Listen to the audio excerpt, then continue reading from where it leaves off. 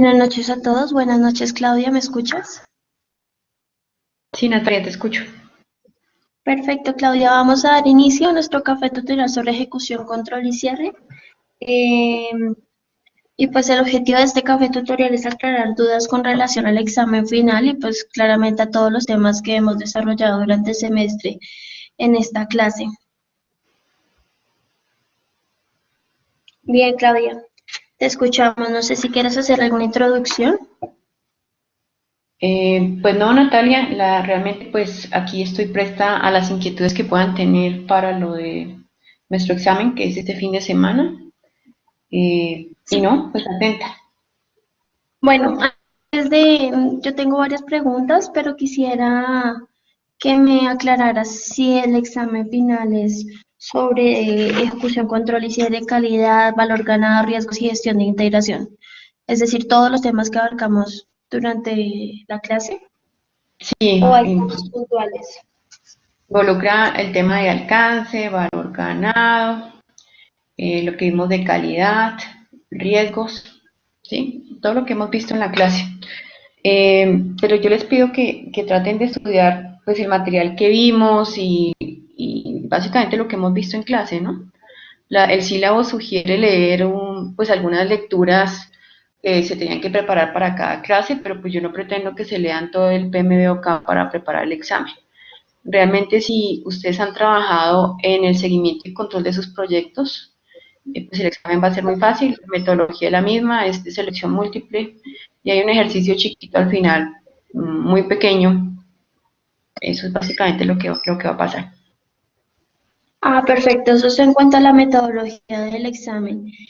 Y Ujú. una pregunta, tú en clase nos mostraste algo sobre la gestión de integración y algo de comunicaciones, ¿eso también va a entrar? No, gestión de la integración es del módulo de integración, que ese ya lo cerramos. Y de la parte final de comunicaciones no incluí nada. El examen ya está preparado, entonces no hay nada de comunicaciones. Ah, perfecto. Claudia, Sergio está haciendo una pregunta con relación al ejercicio, que él quiere saber Ujú. sobre qué va a ser el ejercicio. ¿Sobre qué? Va ¿Te a escuché? realizarse el ejercicio. Pues el ejercicio involucra básicamente los puntos que les estoy nombrando. Es decir, puede ser de alcance, puede ser de valor ganado, puede ser de riesgos. Es un ejercicio sencillo realmente. No tienen que analizar curvas, así es que no se pongan a analizar curvas porque pues eso lo hicimos en el examen anterior, entonces pues no voy a repetir el ejercicio de analizar curvas. No necesitan aprenderse las fórmulas, este es un examen más de conceptos y algunas preguntas son de análisis, eso es todo. Ok, perfecto. Sergio, pero este ejercicio está en el libro de apoyo o en el PMO. No, no está en ningún lado, es un ejercicio que yo creé para ustedes. Me imagino que es diferente para cada grupo. Sí, pero no Ok, tiene nada que perfecto. ver con la curva, ¿vale? Ni análisis de curva ni nada de eso. Ah, perfecto. Bueno, si tienen alguna otra pregunta, pueden ir formulándola a través del chat. Yo sí tengo una pregunta para aclarar. En Dime. cuanto a riesgos, quisiera Ujú. que me aclararas cuál es la diferencia entre el riesgo residual y el riesgo secundario. Ok, buena pregunta porque todavía veo que lo siguen confundiendo. Eh, el riesgo residual, su definición básicamente es lo que queda después de que se han aplicado las acciones a un riesgo inicial. Es decir, ustedes identifican el riesgo, una primera valoración con su matriz de probabilidad de impacto, eh, determinan cuál es el nivel de severidad, pues para explicar un poco mejor es el color que ustedes le dan o la medición que dan al final sobre la valoración inicial del riesgo y luego proceden a hacerle un plan de acción. Cuando ustedes proceden a hacer el plan de acción, se supone que deben volver a valorar el riesgo suponiendo que las acciones funcionaron. Si las acciones funcionaron, pues generalmente queda un residuo. El riesgo no desaparece a excepción de que ustedes decidan evitarlo y quitar la parte que está generando el riesgo. Si no pasa eso, las acciones que ustedes definen para ese riesgo inicial, pues van a hacer que el nivel de severidad del riesgo disminuya. Entonces, si yo comencé con una severidad alta o roja, ustedes establecen unas acciones que van a permitir que el riesgo baje a moderado o a bajo. En colores sería amarillo o verde. Ese amarillo o verde que me queda es lo que llamamos el riesgo residual. Es decir, el remanente o residuo del riesgo una vez las acciones de mitigación o las acciones de, hablemos más bien de gestión del riesgo, se supone se han aplicado. Eso sería lo que es un riesgo residual. El riesgo secundario, por otro lado, es básicamente ustedes definen también unas acciones para gestionar el riesgo, pero al definir esas acciones generan otros riesgos que no existían para el proyecto. No sé si es claro o quieren un ejemplo un poco más detallado. Ese es el concepto, pero no sé si quieren un ejemplo o si así está bien. Sí, sí, puedes darnos un ejemplo, está bien, sobre todo con el riesgo residual, aunque ya me queda un poco claro con los colores, pero creo que Ujú. sería bueno un ejemplo. Voy a hacer el ejemplo o repetir el ejemplo que hicimos en clase. Vamos a suponer que nosotros tenemos una actividad para el fin de semana al aire libre. Y uno de los riesgos es que existe alta probabilidad, supongamos que la vamos a valorar de 1 a 100, que existe el 90% de probabilidad de que llueva durante el desarrollo de la actividad fuera, que tenemos fuera, o que tenemos a campo abierto. Ese es nuestro riesgo. Si yo lo clasifico en términos de probabilidad de impacto o lo valoro, voy a decir que mi probabilidad es alta y mi impacto va a ser alto. La probabilidad la estoy tomando, por ejemplo, de la página eh, que nos da el clima, y el impacto pues es básicamente valorado en términos de que si llueve pues se va a dañar la actividad. Al final lo que me está dando eso es una severidad o un grado que para mí es alto, o sea rojo. Entonces lo que yo voy a implementar es unos planes de acción. Entonces vamos a pensar en unos planes de acción.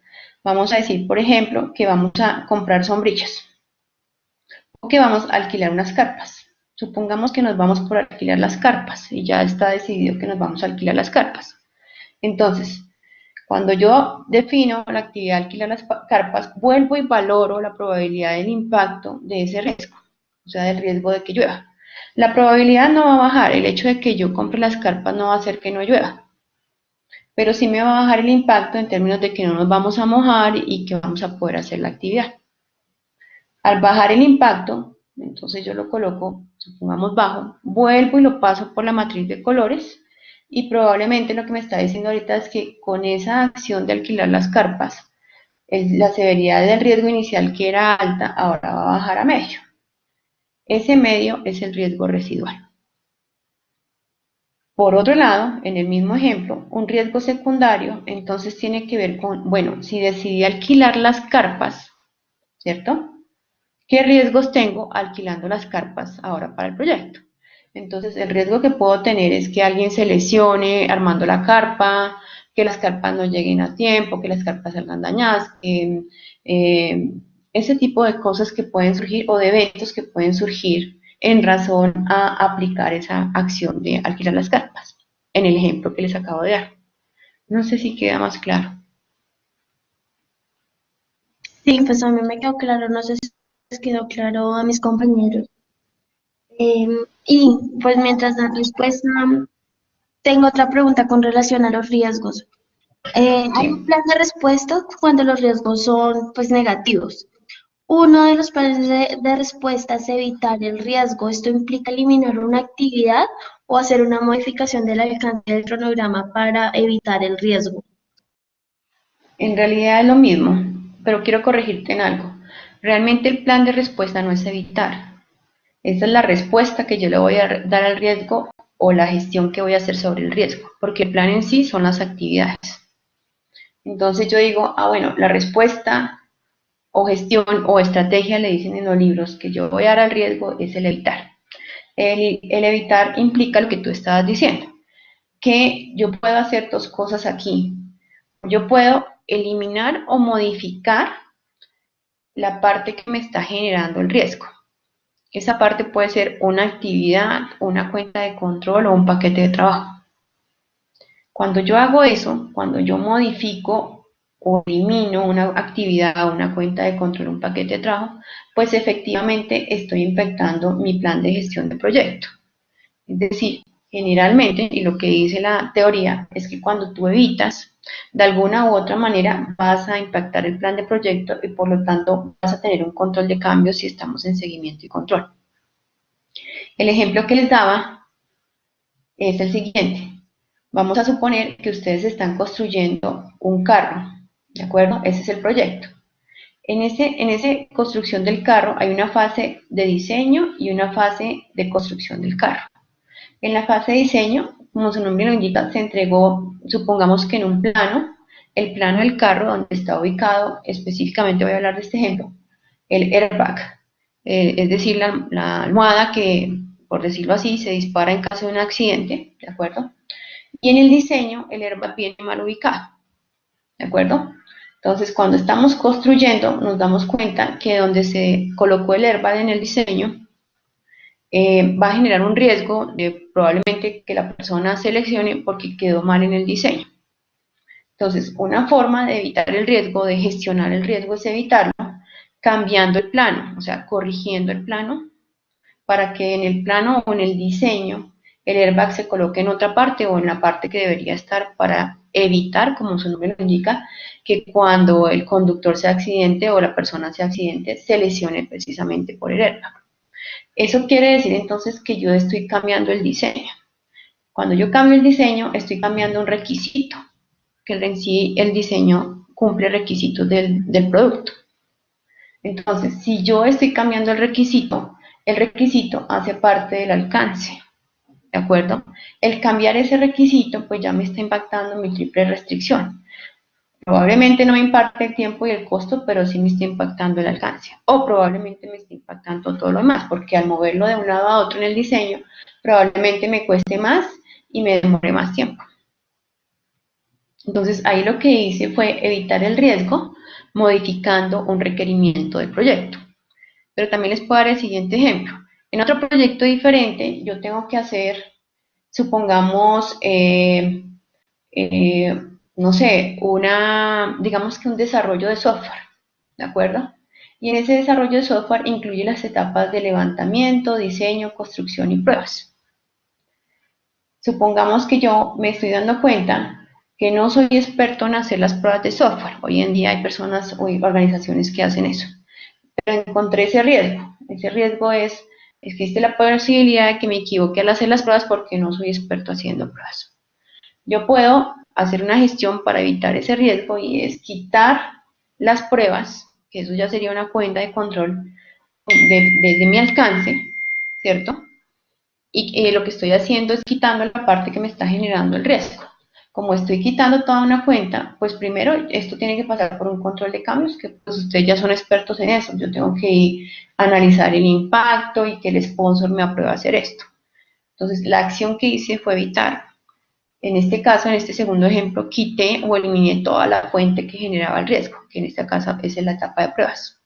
En el ejemplo anterior, yo no quité la parte, yo modifiqué un requerimiento, pero modifiqué el requerimiento precisamente para evitar que el riesgo se materialice. Entonces, en todo caso, cuando ustedes evitan, están impactando el plan de gestión del proyecto. Recuerden que el plan de gestión del proyecto pues tiene todo, tiene los objetivos del proyecto, tiene el alcance, los requerimientos, los supuestos, las restricciones, el cronograma, el tiempo, el costo. Entonces, de alguna manera pueden estar impactando una de esas condiciones dadas en el plan de gestión del proyecto y por lo tanto tendrán que hacer un control de cambios, aclaro, si están en la parte de seguimiento y control del proyecto. Gracias, No sé si... Claudia. Sí, sí me quedó claro. Pero Ok. generaron algunas inquietudes. Alexandra Gaitán está preguntando, buenas noches, profe, una pregunta. Tengo dudas con respecto a la transferencia, al transferir el riesgo. Si yo contrato una Ok. empresa externa, ¿es transferir o solo el riesgo al comprar pólizas? Se hace de las dos maneras. La transferencia es a través de dos formas. Una es que ustedes contratan a un tercero que básicamente gestione el riesgo, ¿sí? O que gestione la parte que genera el riesgo.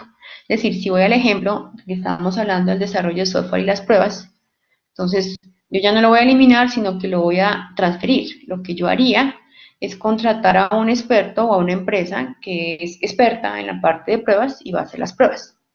El tema aquí es que eso tiene una restricción y ustedes tienen que mirar si el sponsor acepta eso y si el contrato que ustedes tienen con el sponsor les permite hacer esa tercerización. La otra manera de transferir es a través de la compra de pólizas. Lo que pasa es que esa transferencia, ustedes lo que transfieren es el impacto del riesgo. Es decir, hablando de pólizas, supongamos que tenemos el riesgo, esto no es de proyectos del día a día, de que nos roben el carro o nos entren a la casa y nos roben. Entonces ustedes deciden gestionar ese riesgo a través de transferirlo, por eso compran una póliza de seguro. Pero la póliza de seguro solamente entra en el momento en que el riesgo se materializa, antes no. Entonces, cuando el riesgo se materializa, quiere decir que le robaron el carro, entonces la póliza entra a suplir el impacto. En este caso sería el valor, dependiendo de las condiciones de la póliza, el valor de lo que a ustedes le robaron. Entonces, esa es la transferencia en sí. Pueden hacer a través de un tercero y o a través de la compra de pólizas. Bien, creo que a Alexandra ya le quedó claro la respuesta, ¿no? Claudia. Oscar está preguntando cómo se debe gerenciar el impacto de un riesgo que se materializa y supera la reserva de contingencia. Ok, cuando ustedes tienen un riesgo que se materializa y supera la reserva de contingencia, aquí lo que me gustaría preguntar es si si sobrepasa toda la reserva de contingencia del proyecto o la del riesgo en sí, porque es que puede suceder las dos cosas. Una es que yo tengo el riesgo y le tengo asociada una contingencia, ¿de acuerdo? Pero cuando el riesgo se materializa, la contingencia que tenía asociada es superior, perdón, es inferior. Es decir, volvamos al tema de la lluvia. Yo tengo un riesgo de que existe la probabilidad de que llueva y yo hice toda una gestión y dije, vamos a tener una reserva de 400 pesos. Cuando el riesgo se materializó, supongamos que se materializó, el impacto fue de 800, es decir, del doble. Ahí ampliamente está superando la reserva del riesgo que le tenía asociada al riesgo. Pero si yo tengo, por otro lado, dentro de mi bolsa de reservas, unos riesgos que yo puedo cerrar y que tienen reserva, pues yo puedo con ese mismo suplir el déficit de este riesgo que se materializó. En ese ejemplo, lo que está pasando es que mi gran bolsa de reserva de contingencia, pues digamos que tiene la capacidad de entrar a cubrir esa materialización del riesgo. En otro caso sería no, la bolsa no me alcanza para cubrirlo. ¿Qué haría? Entonces, si la bolsa no le alcanza para cubrirlo, hay dos opciones. La primera opción es mirar por qué básicamente se falló en la estimación de esa contingencia. ¿De acuerdo? Eso puede suceder por falta de experiencia o porque se les empezaron a materializar riesgos desconocidos. Recuerden que los riesgos desconocidos para la buena práctica del PMBOK son todos aquellos que están asociados a desastres naturales, temas sociales, temas políticos y desastres naturales. Entonces, si ustedes logran demostrar que su contingencia se la gastaron en eso, pues lo que podrían hacer, esto no está en la buena práctica, ya solamente habla de las reservas, es gestionar con el sponsor, ¿sí? Que básicamente se haga una transferencia desde la reserva de gestión hacia la reserva de contingencia. Obviamente tiene que quedar toda la trazabilidad. Lo ideal realmente sería que ustedes como gerentes de proyecto se dieran cuenta antes de que se les acaba la reserva de contingencia para poder gestionar esto y no cuando se acaba. Es decir, en la medida en que se va materializando riesgos desconocidos, pues ir gestionando con el sponsor, acceder a la reserva de gestión.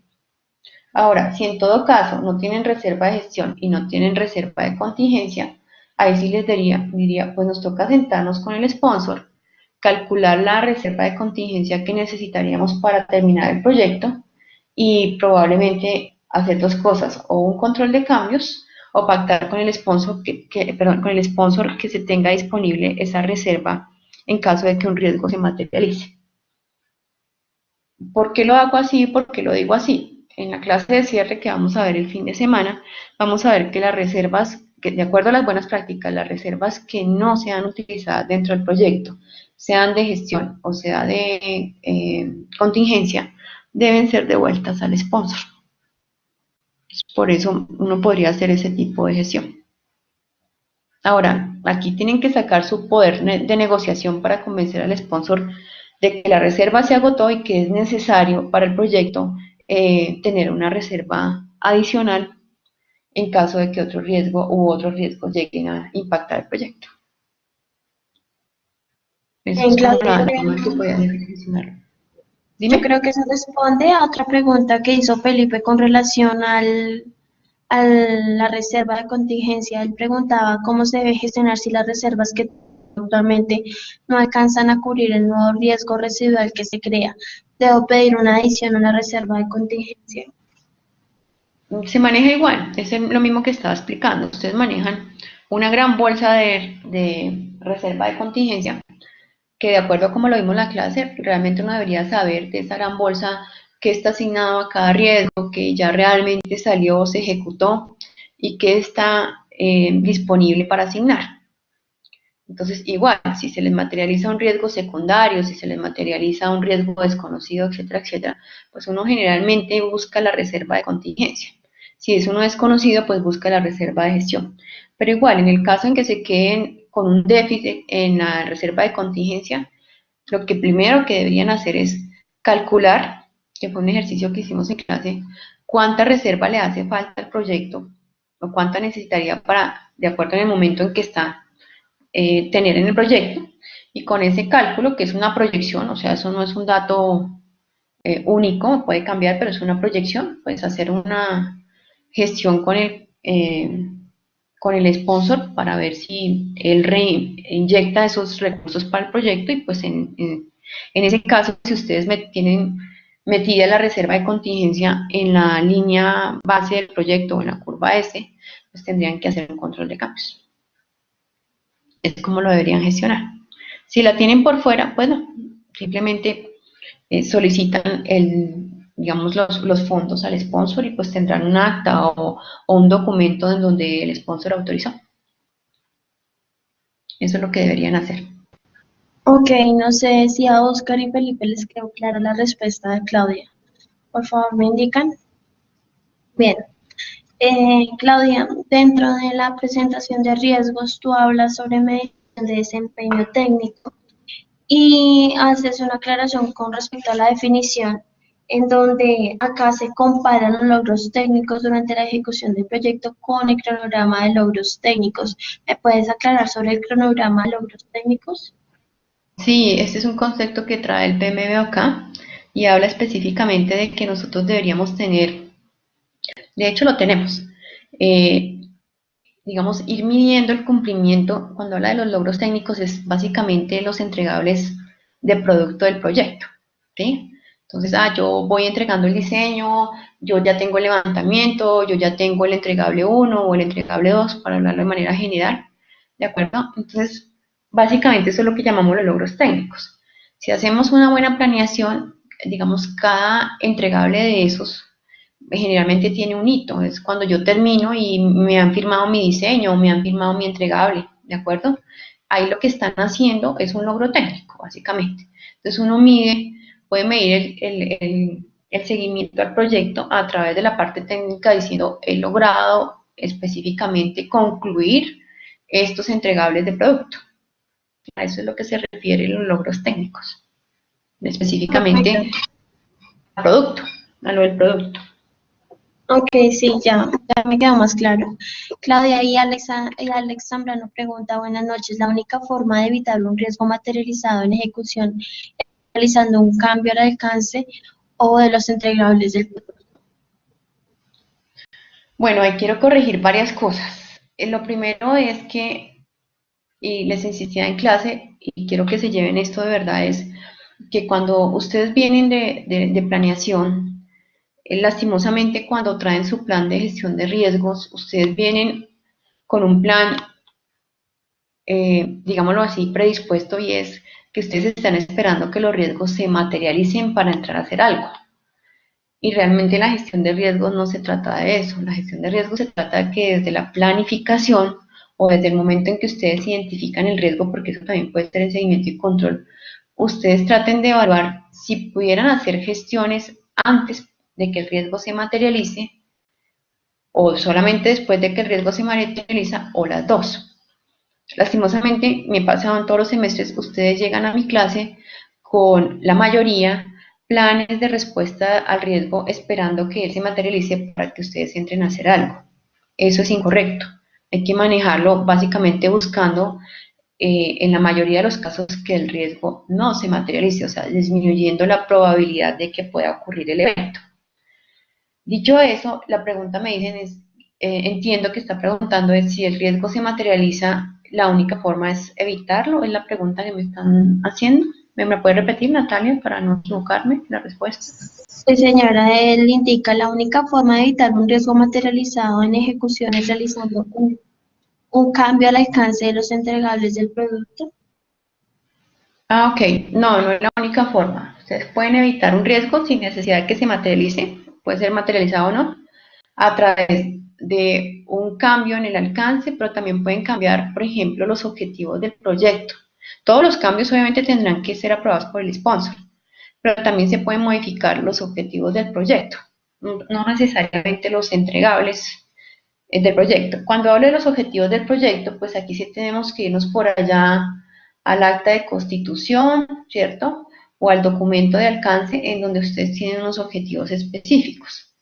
Esos objetivos, pues si hablo de proyecto, están dados por la triple restricción. Pero si yo me voy por allá al acta de constitución, es probable que allá me diga por qué nació el proyecto y qué se espera que haga el proyecto. Me explico. Supongamos que ustedes quieren, su proyecto es montar una oficina de proyectos. La justificación de ese proyecto por parte de la organización sponsor es que en este momento está teniendo, por ejemplo, un 10% de pérdidas totales en los proyectos que se están gerenciando en términos de dinero, que sus proyectos están atrasando el 60% y que eso le está ocasionando unas pérdidas también. Entonces, los objetivos por los cuales nació el proyecto es, por ejemplo, mejorar estos resultados. El objetivo puede ser, como hablamos SMART, es que cuando la PMO empiece a funcionar, se espera, por ejemplo, que se incremente o se mejore en un 5%, digamos, el cumplimiento de las fechas de finalización de cada proyecto. Entonces, ese 5% se vuelve un objetivo que se espera cumplir cuando el proyecto termine. Se supone que si hacemos bien las cosas cuando los proyectos terminan, uno debería devolverse a validar estos objetivos generales, es decir, los objetivos por los cuales comenzó el proyecto. En nuestras clases generalmente no alcanzamos a hacer esto, si al caso alcanzan a terminar el proyecto, pero uno sí debería validar o tener el tiempo para validar si se cumplieron los objetivos específicos de por qué nace el proyecto. Entonces, si yo necesito evitar el riesgo, por ejemplo, yo podría entrar a negociar ese objetivo que me pusieron desde el principio, incluso desde cuando nació el proyecto. Entonces yo digo, para evitar este riesgo que acabo de descubrir, pues yo no soy capaz de lograr ese 5% de disminución, negociemos, señor sponsor, y yo le voy a dar solamente el 2%. ¿Sí? De hecho, les puedo poner un ejemplo más claro, con nuestro caso de taxis. Ustedes saben que en nuestro caso de taxis, su objetivo inicial es censar 55.000 taxis. En la vida real no se censaron los 55.000. ¿Por qué? Porque inicialmente se identificó un riesgo que era el que los taxistas no asistieran, ni a la primera ni a la segunda cita. Y nosotros lo gestionamos, si usted lo recuerda, en nuestros casos. ¿De acuerdo? Pero aún así el riesgo se materializó y siguió siendo latente. ¿De acuerdo? Si nosotros quisiéramos ahorita cerrar el proyecto, nosotros tendríamos que de alguna manera negociar con el sponsor esta meta que él nos dio, que fueron los 55.000. Porque realmente, como el riesgo se ha materializado, se sigue materializando y sigue latente, no vamos a lograr cumplirla. La única forma de poder cerrar el proyecto en este caso es gestionar el riesgo a través de evitarlo y es poderle decir al sponsor, no vamos con 50.000, sino que vamos a ir, no sé, con 30.000, con 35.000. Bueno, ese dato tendríamos que calcularlo. ¿Sí? De hecho, en la vida real no se lograron los 55.000. Entonces ahí lo que uno hace es que para poder cerrar el proyecto, en este ejemplo que les estoy dando, yo tengo que entrar a evitar el riesgo de que no pueda cerrar el proyecto negociando esta meta que inicialmente fue propuesta durante incluso el acta de constitución del proyecto. Entonces la respuesta es, no solamente se puede hacer evitar el riesgo, digamos, yendo a los objetivos del proyecto en términos de alcance, tiempo, costo y calidad, sino yendo también, digamos, a los objetivos estratégicos que pretende, digamos, cumplirse con el proyecto, ¿sí? O a los objetivos que ponen específicamente dentro de esa justificación del proyecto. Eso también se puede hacer, pero todo tiene que ir negociado y con control de cambios. Ese es como un ejemplo más claro. Bien, Claudia, a Alex le quedó clara la respuesta. No sé si tienen alguna otra pregunta para aprovechar el espacio con Claudia. Y mientras las formulan, Claudia, ¿me puedes aclarar un poco sobre el scope creep? ¿A Ah, qué ok. refiere? Bueno, perfecto. El scope creep lo deben estar viviendo en este momento ustedes, en sus proyectos. El scope creep, lo primero que quiero aclarar es que es una mala práctica. Esto traduce, hay varias traducciones de esto, pero esto es como un arrastramiento o una corrupción del alcance. Entonces, ¿qué pasa? Esto puede suceder en varios momentos. Si yo me voy a planeación, ¿de acuerdo?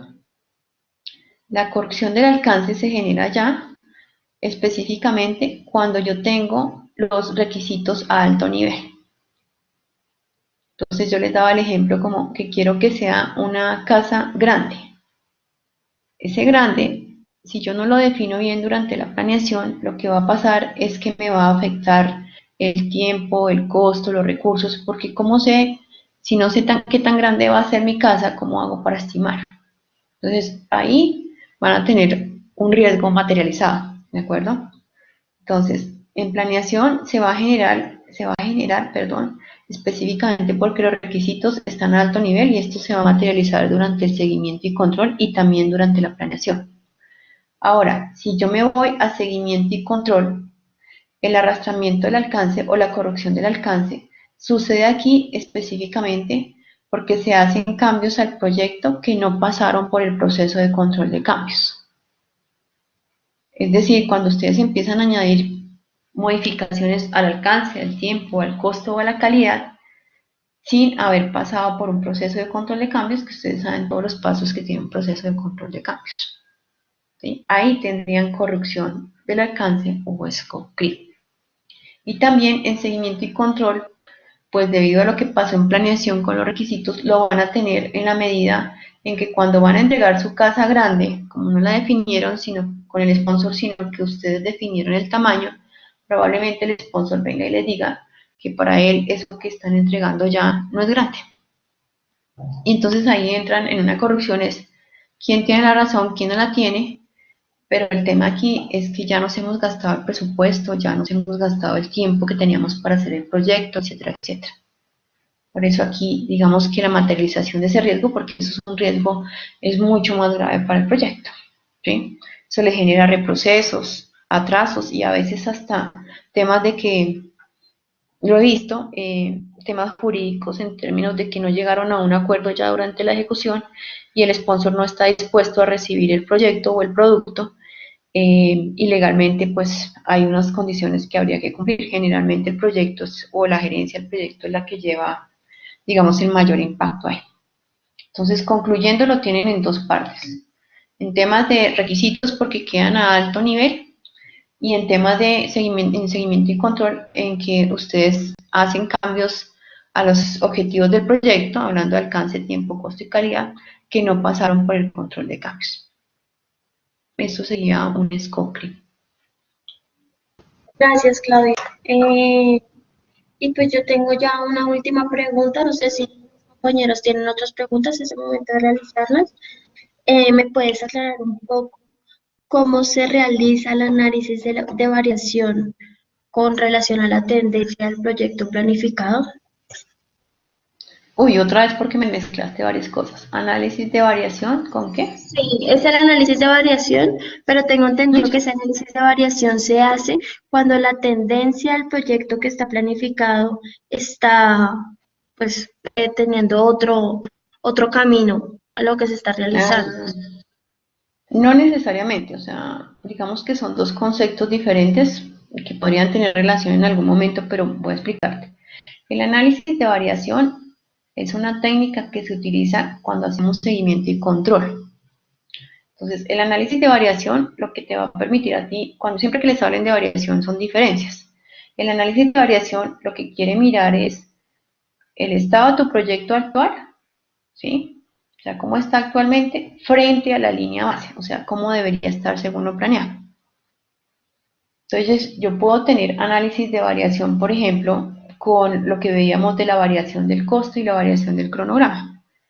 Es decir, yo a hoy he hecho un trabajo, ¿cierto?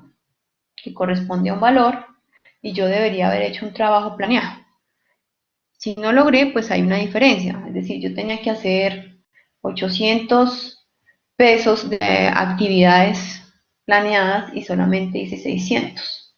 Yo hago ahí ya tengo un análisis de variación porque no logré hacer la meta. Tengo una diferencia. ¿De acuerdo? Me está mostrando las diferencias. Eso es lo que es el análisis de variación.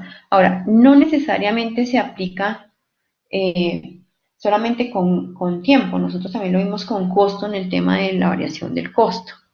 ¿Sí? En la variación del costo vimos, había un presupuesto asignado para ese trabajo que usted logró hacer y usted se gastó más o menos. Lo que está haciendo ahí es análisis de variación. En conclusión, estás comparando el estado actual de tu proyecto versus el estado planeado a esa fecha de corte. ¿De acuerdo? Ahí estás haciendo un análisis de variación. Ahora, ¿dónde vienen las tendencias? Ese es otro tema. Un análisis de tendencias es mirar si esas desviaciones que encontré se están ampliando, se están reduciendo o se están manteniendo en la medida en que el proyecto va pasando. Me explico entonces. Por ejemplo, yo puedo tener una variación, por ejemplo, hablemoslo en términos de costos con el CPI. Entonces yo digo, mi CPI es del 0,8, ¿de acuerdo? El 0,8, como ya todos lo sabemos, como está por debajo de uno, lo que me está diciendo es que tengo un sobrecosto del 20% a este punto de corte, o sea, supongamos que octubre. Si yo quiero analizar tendencias, empiezo a mirar hacia atrás el proyecto, cómo ha sido el comportamiento en los últimos meses del CPI. Entonces, si yo descubro que en septiembre el comportamiento del CPI fue del 0,7 y supongamos en agosto fue el 0,8, pues yo estoy viendo que mi tendencia de desviación es la misma. En agosto fue 0,8, en septiembre fue 0,7 y en octubre fue 0,8. Si yo hago un análisis de tendencias, pues estoy diciendo que me estoy manteniendo con la misma desviación. ¿De acuerdo? Ahora, si yo quiero hacer una proyección con esto, pues yo puedo decir, bueno, si mi proyecto termina en diciembre y llevo 3 meses con esta desviación, pues es altamente probable que yo no pueda terminar el proyecto con un CPI igual a 1, sino que voy a mantener esa desviación. Esa es mi proyección. En conclusión, yo voy a terminar el proyecto con una desviación aproximada del 20% del presupuesto. Entonces, ahí lo que yo hice fue, partiendo del análisis de variación y de mis indicadores, ¿cierto? Yo miro si hay una comportamiento, la tendencia es como un comportamiento igual o similar que me permite predecir algo de proyecciones y también, digamos, poder ser un poco realistas en si vamos a lograr o no los objetivos del proyecto. No sé si es claro. Sí, Claudia, espero poder pasar ese examen. Hay otra pregunta, Cris nos indica cuáles son los puntos primordiales a tener en cuenta respecto a la calidad en el proyecto. Pues básicamente lo primero, desde la planeación, definir qué es calidad para el proyecto. Eso es clave. Que las métricas estén definidas, ¿sí? Y que las métricas, como su nombre lo indica, estén definidas para que se puedan medir. Esas mediciones subjetivas no les van a servir.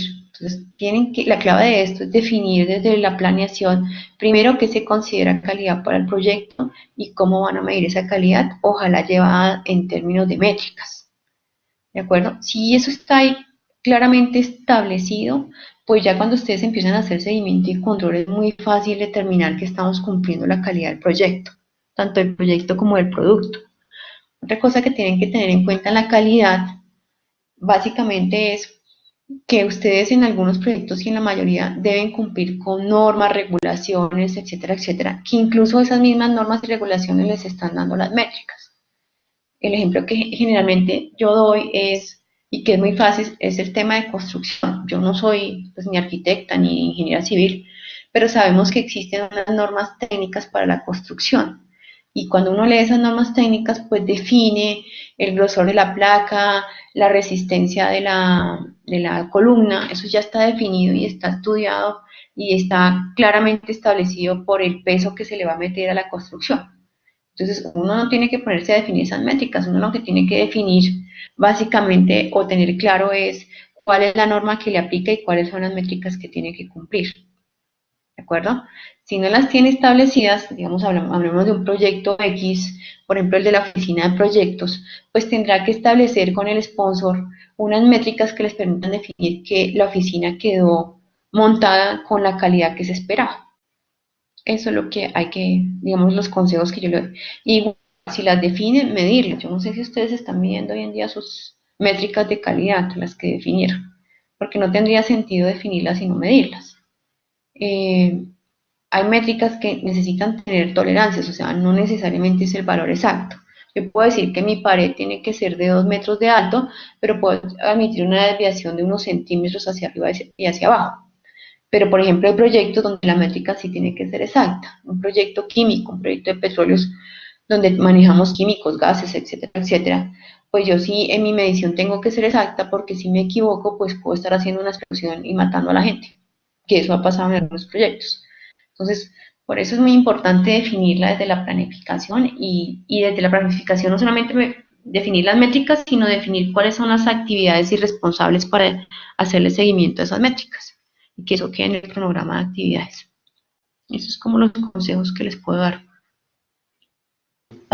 Y no sé, Carolina está levantando la mano. Si quieres, puedes activar el micrófono para escucharte. Mientras Carolina activa el micrófono, Paula Torres te pregunta: buenas noches, me gustaría que nos dieras, por favor, unos tips, consejos de todo lo visto y pues sobre qué debemos profundizar para el examen final. Pues mire, básicamente es repasar lo que hemos visto en clase, ¿sí? Obviamente valor ganado entra porque valor ganado es uno de los temas fundamentales de la clase y después de que vimos valor ganado, ustedes se dieron cuenta que digamos, todo lo que veíamos en las clases siempre estaba relacionado con valor ganado. Insisto, no se aprendan las fórmulas, aprendan a interpretarlas. Sepan que cuando yo digamos, cuando el proyecto les está dando, por ejemplo, una variación del costo positiva, es decir, un CV, por ejemplo, de 800, eso significa que el proyecto está ahorrando esos 800 a la fecha de corte. A mí no me interesa que se aprendan de memoria la fórmula del CV. A mí lo que me interesa es que ustedes sepan que si uno les dice que si tienen un CV de 800, entiendan que están ahorrando 800 pesos. Eso es lo que necesito que hagan. Por eso les digo, si ustedes están haciendo el seguimiento a sus proyectos en términos de valor ganado, en términos de riesgos, etcétera, etcétera, presentar el examen va a ser muy fácil. Ese es un tip que les puedo dar. En términos de riesgo, pues repasen lo que hicimos, lo que vimos en esa clase y básicamente repasen qué es un riesgo residual, qué es un riesgo secundario, que fue lo que vimos acá, qué es lo importante y cuáles son las respuestas para los riesgos positivos y negativos. Eso es lo que hay que repasar.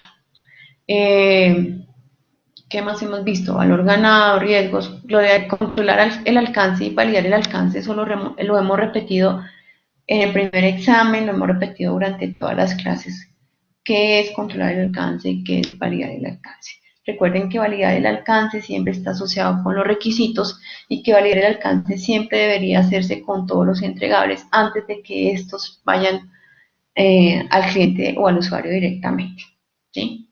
Es una forma de evitar reprocesos, es una buena práctica, eso lo deben tener claro. Pero fíjense que yo no estoy repitiendo el libro, yo lo que estoy haciendo es a lo que ustedes deberían ya estar haciendo con sus proyectos como buena práctica. ¿Sí? En términos de calidad, pues repasen específicamente qué es calidad para el proyecto, que eso ya lo hemos visto, ¿cierto? Y las cosas importantes como que es una métrica, ese tipo de cosas que también vimos en la clase. Esos son como los tips que les puedo dar. En conclusión, y lo que tú me decías, Natalia, es cierto, o sea, esto básicamente tiene el tema de calidad, de valor ganado, ¿sí? De lo que vimos de alcance. La única parte que no está entrando acá es lo de comunicaciones, que fue lo último que vimos, y lo de integración, porque integración no va. Sin embargo, si ustedes lo miran de esta manera, pues si yo necesito, volvemos a lo mismo, evitar un riesgo, pues tengo que ir específicamente, si esa ya es la decisión, a hacer un control de cambios. Ya ustedes saben cómo hacer un control de cambios y eso es integración. Estos son como los tips.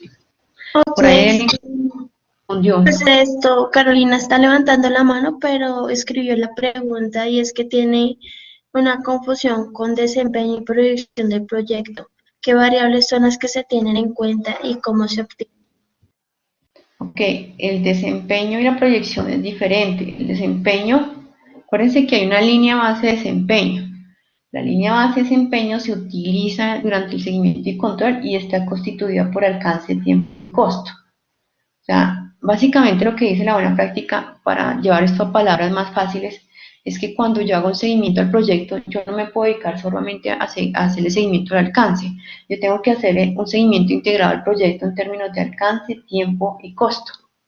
Entonces, cuando nosotros hablamos de desempeño es cómo está hoy el proyecto, ¿sí? ¿Qué he hecho en términos de alcance? ¿Qué he hecho en términos de, perdón, qué me he ejecutado en términos de costo? ¿Cómo voy con el tiempo? ¿Cómo voy con el presupuesto? Etcétera, etcétera. Cuando yo hablo de proyecciones, es que yo, basado en el desempeño es lo actual y lo pasado dentro del proyecto. Basado en el desempeño, yo proyecto, por eso dice proyecta a futuro cómo va a terminar el proyecto. Esas proyecciones no son exactas, eso, por eso habla de una proyección, es un dato que me permite tener digamos, para no definirlo como proyección, un dato que me permite tomar decisiones, pero que no necesariamente es el exacto. Entonces, para darles un ejemplo, cuando nosotros calculábamos los indicadores de proyección en valor ganado, el ETC, que espero que ya sepan qué es el ETC, que lo entiendan, el EAC, el BAC con B pequeña, la variación, que son los indicadores básicamente que vemos de proyección, pues esos indicadores de proyección están basados o calculados en el desempeño actual o el comportamiento actual del proyecto. En otras palabras, si yo tengo actualmente un desempeño del costo en donde estoy perdiendo, o sea, estoy sobrecosteado, por ejemplo, en el 20%, si yo veo la proyección, pues ustedes se dan cuenta que el EAC del proyecto, el estimado hasta concluir, pues va a tener una desviación, que es muy similar. O sea, si vengo desviado y no hago nada, pues voy a terminar desviado. Entonces, basado en lo que está pasando hoy, que es el desempeño del proyecto, hoy, cómo está el proyecto, pues yo puedo proyectar, si no hago nada, qué va a pasar con el proyecto a la finalización. Entonces, como lo estoy proyectando y lo estoy mandando a futuro, pues esa es la proyección, pero la proyección se hace basada en el desempeño, es el desempeño actual, cómo está el proyecto hoy. No sé si quedó más claro, Alejandra. ¿Era Alejandra? Ya bajó la mano. Carolina, pero ella quiere saber qué significan ahora las variables. ¿Qué significan qué? Las ¿Las variables? variables. ¿Cuáles variables? Exactamente cuáles. ¿Qué variables son las que se usan o las que se tienen en cuenta Pero no estoy entendiendo la pregunta. ¿Las variables se tienen en cuenta para qué? para Para el desempeño en desempeño. Alcance, tiempo, costo y calidad, la triple restricción. Ok, ¿es claro, Carolina?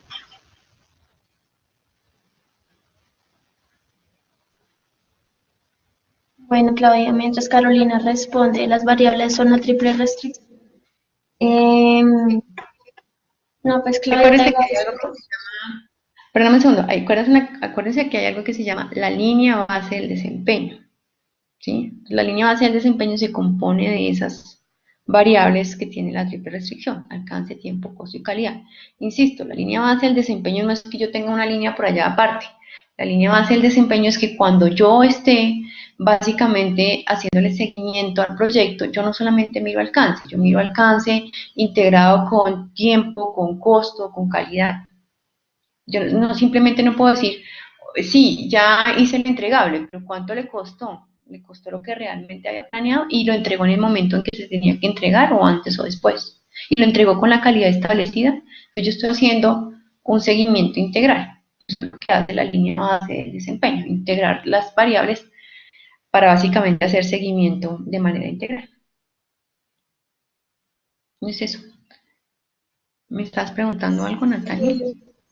No, no, quería saber si a Carolina le quedó claro. Ok, Carolina, muchas gracias. Luis Ariel le está preguntando, aunque las personas estén inmersas dentro de todo el proceso de la ejecución del proyecto, ¿cuál es la mejor estrategia para hacer seguimiento y control al mal llamado recursos humanos, si es competencia directa del gerente? Para hacer seguimiento de recursos humanos. Vuelve otra vez, por favor. Vuelve a repetirme la pregunta. Ok, aunque las personas están inmersas dentro de todo el proceso de la ejecución del proyecto, ¿cuál es la mejor estrategia para hacer seguimiento y control al mal llamado recurso humano, si es competencia directa del gerente? Pero el gerente de proyecto. Sí, No sé señora. si ese gerente que el nombre ahí es el gerente de proyecto. Ok. Ok, pues la práctica, la mejor práctica para eso, lo que pasa es que depende también del proyecto. Realmente uno debería, me vuelvo otra vez a la planeación, eso depende del tipo de proyecto, pero en la planeación sí tienen un plan de recursos humanos. También lo que he visto y que es importante que mejoren pues ya para otros proyectos es que el plan de recursos humanos, pues además de definir el organigrama y quién manda a quién y cómo se comunican y cuáles son los roles y las responsabilidades y cuáles son las capacidades que se necesitan y el plan de capacitación, es importante eso que está planteando el compañero de definir cómo voy a hacerle seguimiento a los recursos humanos. Entonces, ahí es donde defino cómo lo voy a hacer, porque es que yo te puedo decir, la buena práctica me dice a mí que una forma de hacer seguimiento de los recursos humanos es hacer una evaluación de desempeño. Claro, esa es una buena práctica, pero si mi proyecto dura 3 días, probablemente tú no alcances a hacer una evaluación de desempeño. Tú tengas que mirar más bien cosas como está entregando con calidad los entregables, está entregando a tiempo, ¿cierto? Y yo lo puedo medir de otra manera. Es depende de lo que quieras medir. ¿Yo qué quiero medir? Quiero medir que el personaje me entregue a tiempo, me entregue con calidad, que el personaje se comunique con las demás personas, que el personaje se sepa expresar, que escriba bien. Eso también depende de, digamos, el rol que se está, o las responsabilidades que están asociadas al rol. Entonces, pues hay muchas técnicas. De hecho, hay muchas buenas prácticas para esto. Pero depende también de cuál es el alcance del proyecto, de cuánto va a durar el recurso en el proyecto, porque ustedes saben que los recursos entran y salen, y de qué quiere y es importante medir. Porque en la buena práctica el PMBOK sugiere, y como buena práctica se hace una evaluación de 360 grados, o una evaluación de desempeño. Porque cuando ustedes leen el PMBOK les dice, esto está diseñado para grandes proyectos. Grandes proyectos es, generalmente lo define como que sea amplio en el tiempo, con un número importante de interesados y generalmente con un alcance robusto.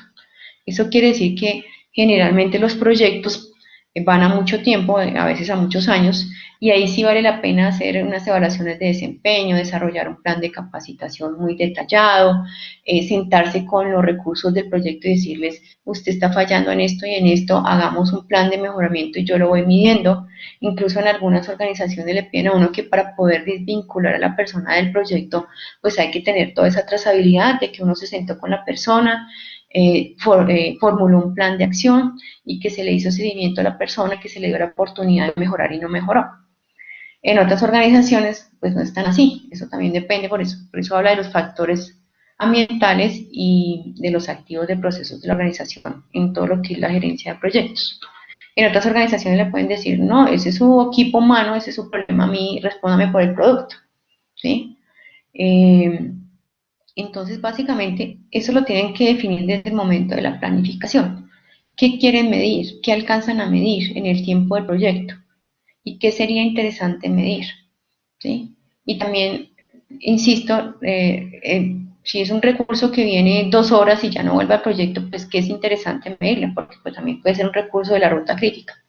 ¿Qué le miden? Que haya hecho su trabajo con calidad, que lo haya entregado a tiempo, que lo haya comunicado. Eso depende también de las responsabilidades que le hayan definido. ¿Sí? Si yo me entro a una práctica un poco más detallada, les puedo dar algo que se llama, lo estaba pensando ahorita, espérenme un segundo, yo lo escribo aquí para acordarme. Me parece que se llama, así como el PMBOK, se llama el CMBOK, que las buenas prácticas ahora se están copiando como de los nombres de la práctica de proyectos.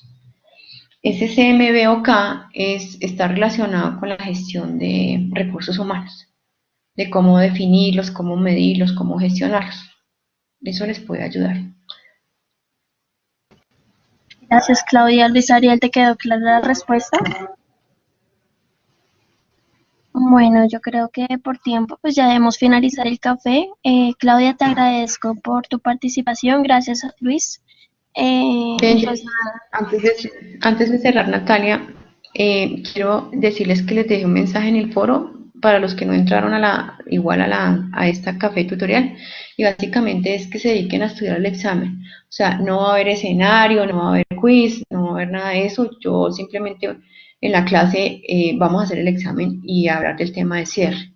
Entonces ahorita no se estresen por si está o no está el escenario, por si lo leyeron o no leyeron las 3 paginitas que había que leer, porque son solo 3 paginitas, pero no se estresen por eso. Simplemente dedíquense a estudiar en el examen. Insisto y repito los tips. Interpreten y tengan claro qué significa el indicador y el valor del indicador que se da para el tema de valor ganado. Repasen lo de riesgos que vimos en clase. Las presentaciones, yo le pedí a Jorge que las colgara, ni están desde hace 15 días lo de riesgos, y las demás se han ido, mentira, la de riesgos está antes. La de comunicaciones es la que está allá arriba, pero digamos que ya están todas. Recuerden que comunicaciones no entra, pero ustedes pueden entrar al aula y allá están las presentaciones que yo he hecho en la clase, sus apuntes, lo que leyeron, ¿de acuerdo? En términos de valor ganado, insisto, no se desgasten aprendiendo las fórmulas, interpretándolas. No se pongan a analizar curvas S, porque no vamos a analizar curvas S en el examen. ¿De acuerdo? Eso es todo. de acuerdo, Claudia. Muchísimas gracias por esos tips. Y pues nada, esperamos que todos nos vaya muy bien. Te va a ir muy bien, Natalia. Yo no entiendo por qué estás estresada. ¿Tú no sacaste 5 en algo? No sé, pero por si acaso. Ok. Bueno, chicos, muchísimas gracias Listo, a todos por estimados. participar. Bien llevarme ¿el qué? La tarea que tenemos para el viernes de el tablero de control. ¿Listo? Gracias. Hablamos Esa sí entonces. será en físico, ¿sí? Es en físico y lo deben entregar antes de, mucho apenas arranquemos la clase. Ahí les dejé un mensaje en el foro también sobre eso. Listo. Muchas gracias y que tengan buena noche. ¿Listo? Lo Estamos mismo, hablando en la Claudia. clase. Muchas gracias a todos. Hasta luego.